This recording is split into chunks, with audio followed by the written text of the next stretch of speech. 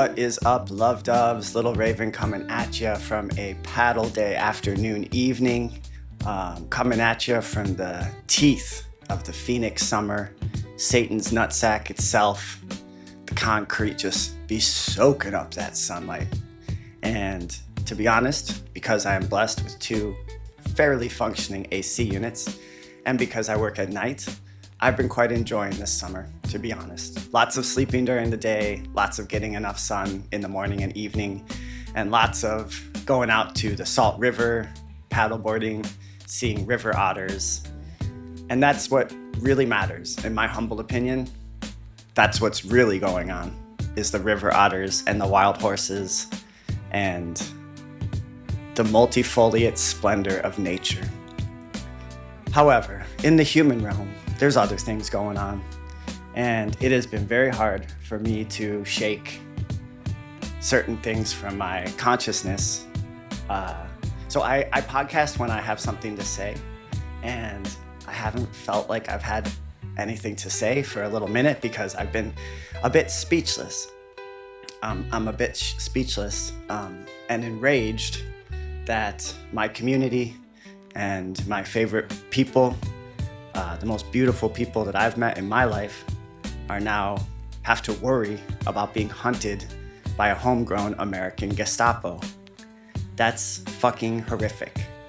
And it's hard not to feel powerless, but we do. I have my little platform. I can speak out.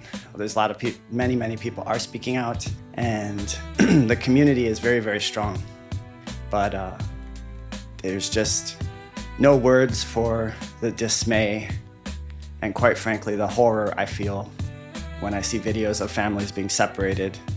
Nobody deserves that, and it's completely fucked and needs to stop.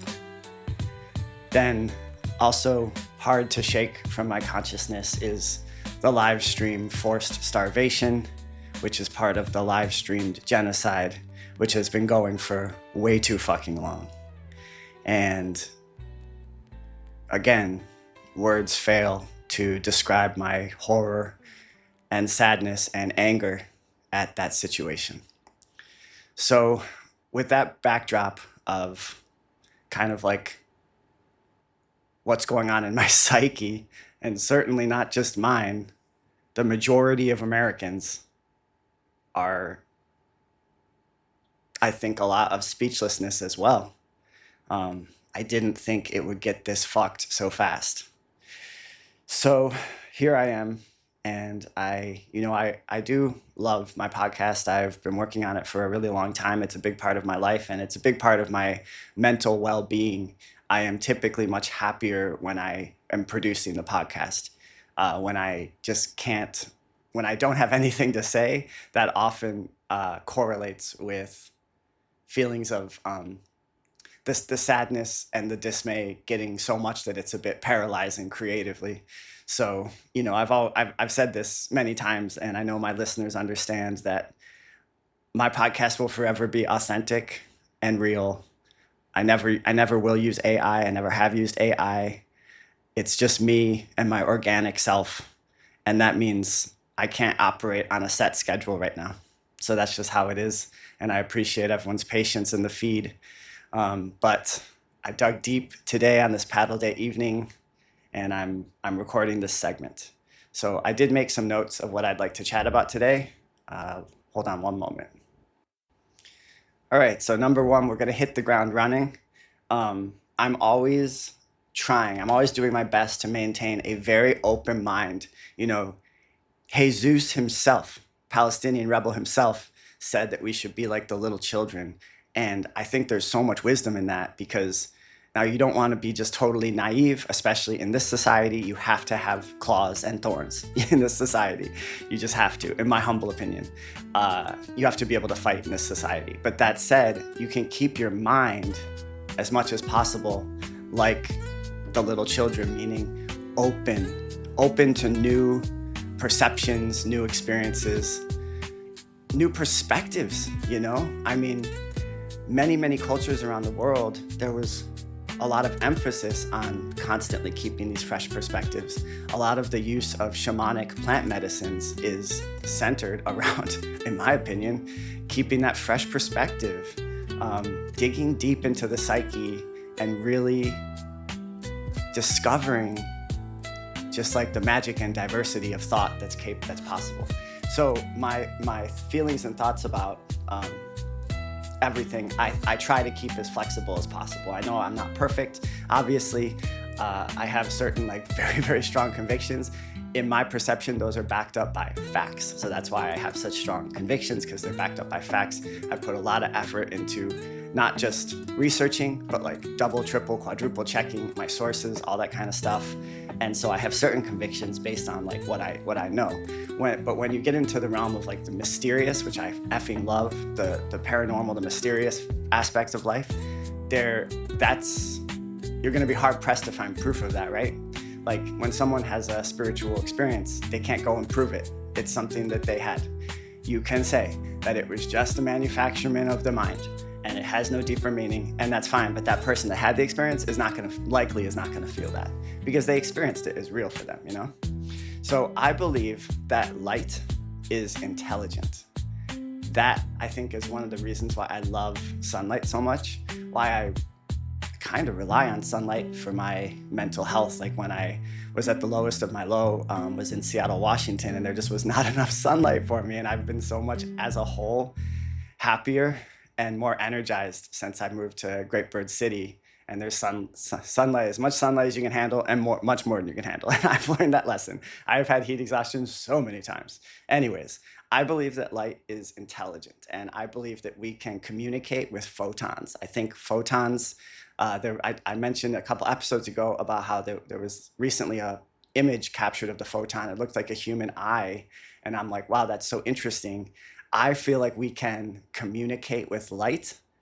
And so that means that light itself is intelligent, but I believe we can also learn to use light as a means of communication. That fascinates me.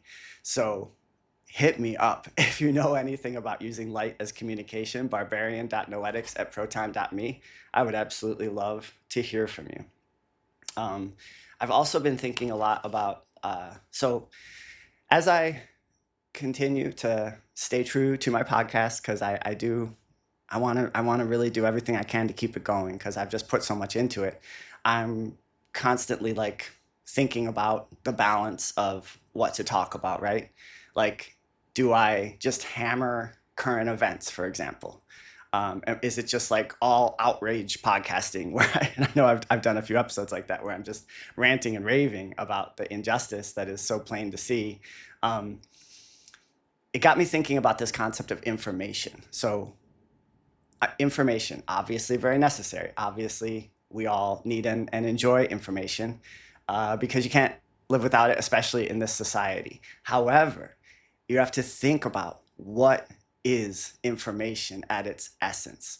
I realized that when you split the word in two, it becomes information. We all, a few years ago, experienced mass formation.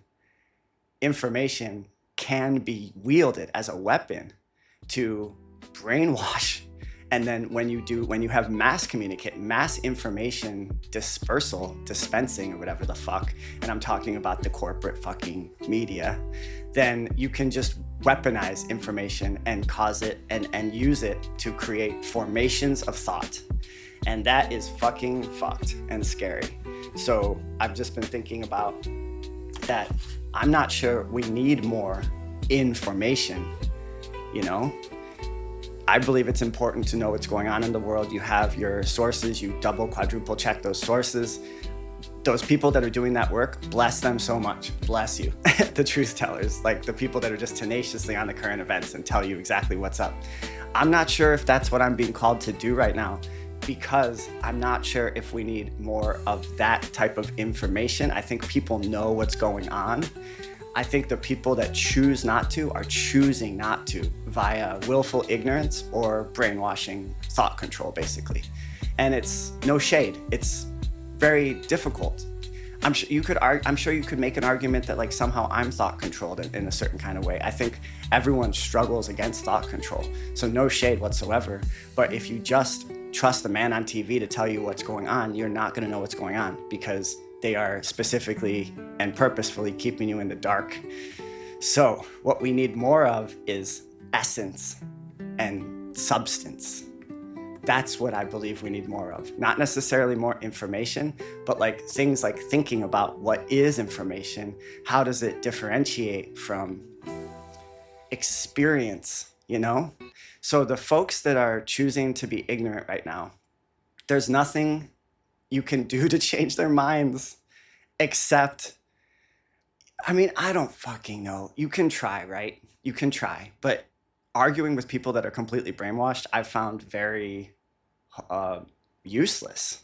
And it just creates like fights and arguments, and then you're literally two people in two different realities. They're just not going to see eye to eye. So the only thing that is going to kind of alter the perception of people who are willfully ignorant is time and experience.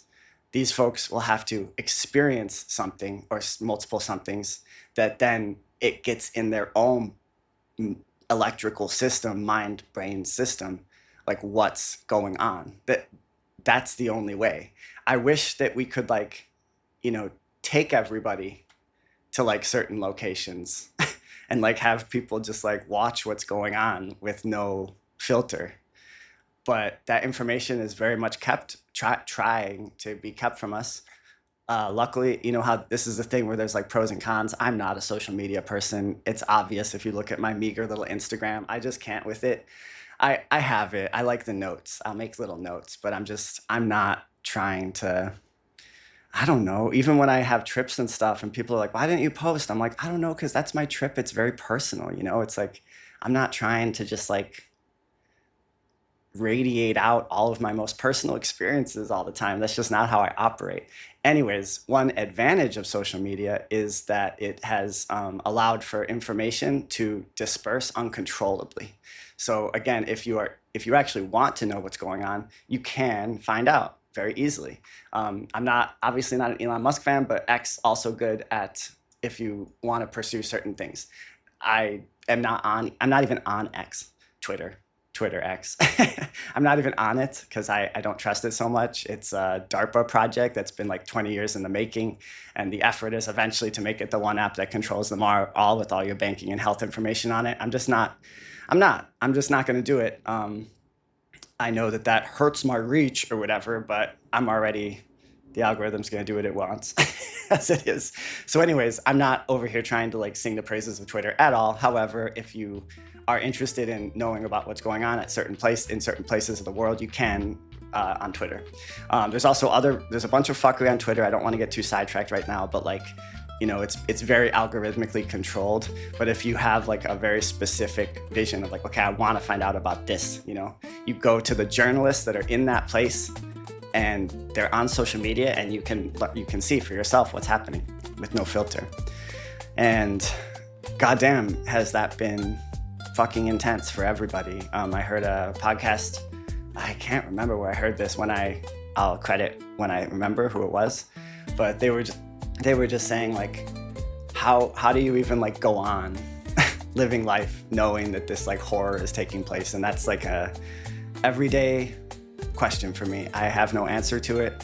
It's been very, very hard. I mean, and I'm over here in a one bedroom apartment and in the Empire, you know, in Great Bird City, and it's been hard because we do share the vibe of the earth. We are people of the earth.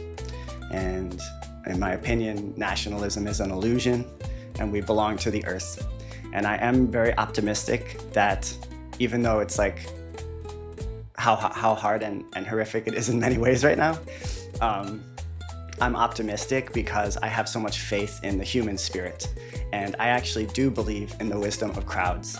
And I believe in the human intelligence. I believe in the human chakra system. I believe in the human effing spirit.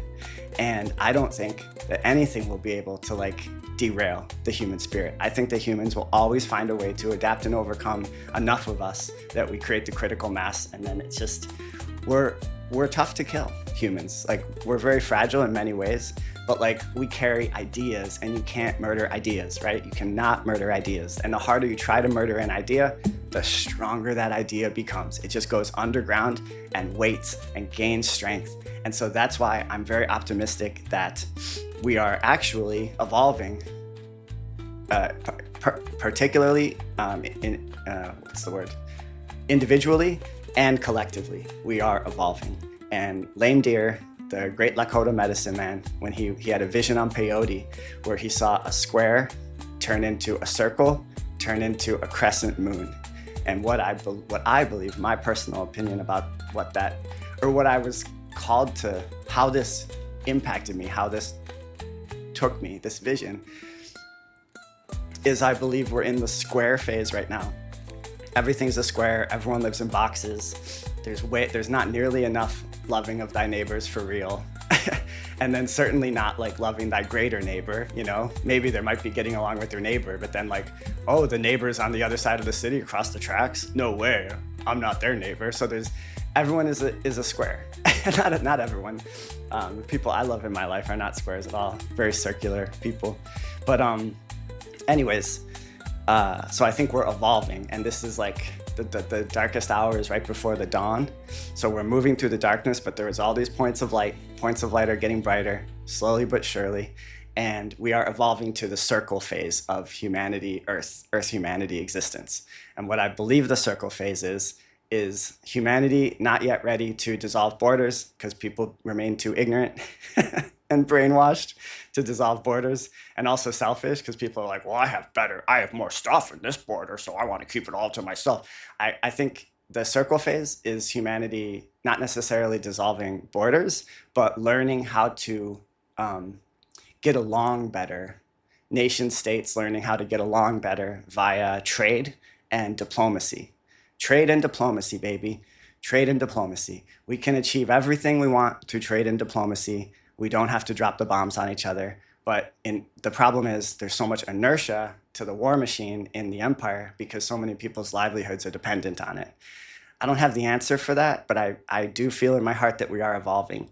And I don't know, maybe one day just people en masse will just refuse. They'll just be like, no, I don't want to bomb these poor brown people. They're probably lovely people. Like, what are we doing? And just say no. Come what may, sleep better at night. I don't know, just an idea.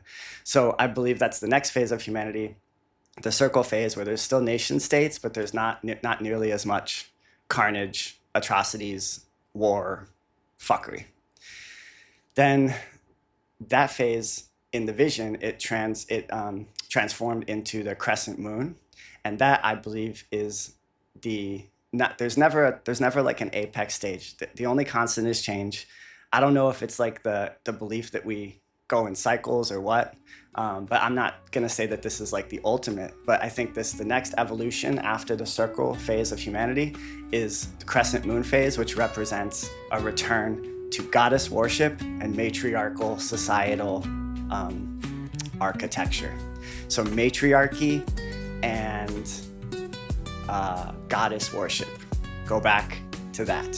The New World had it figured out way before the Europeans came with all their horror. I think we have to manage our technologies, because I'm not over here trying to be a Luddite saying that we're going to somehow return to like a pre-technological stage. I think that's unrealistic AF. But I believe we have to manage our technology in a way where it actually serves our spirit, our collective spirit, our humanity, and our human connection with the earth. That's a real challenge, but all we got is time over here.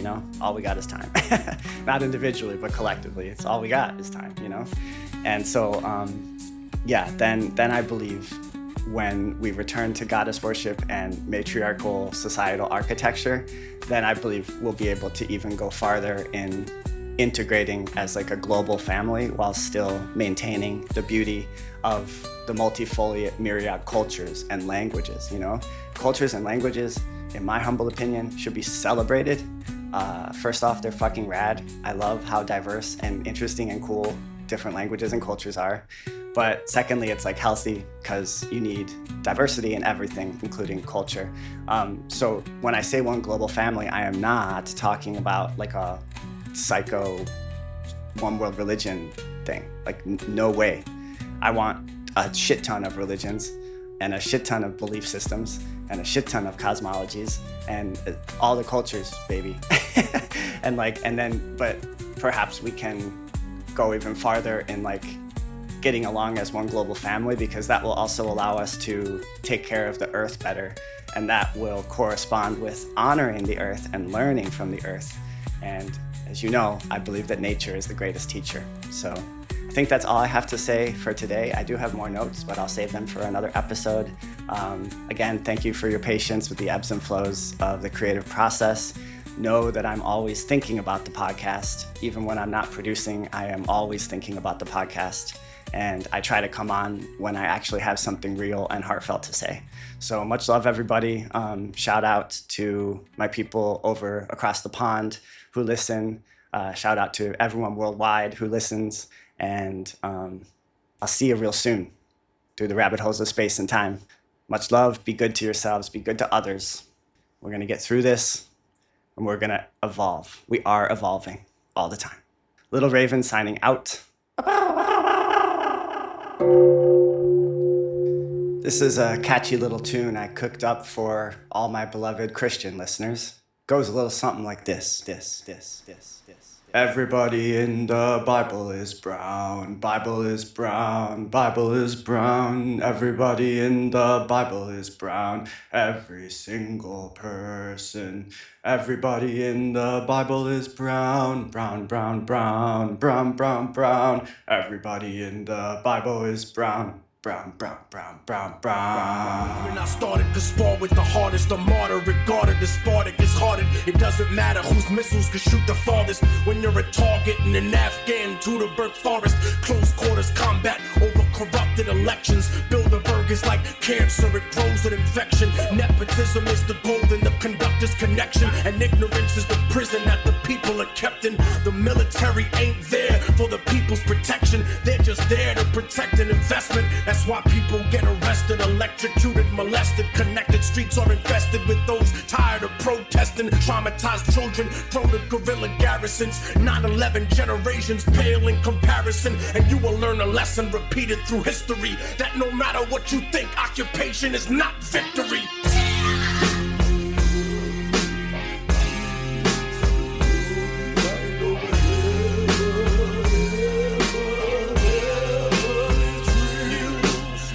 Somalia, Kashmir, Nigeria, Palestine.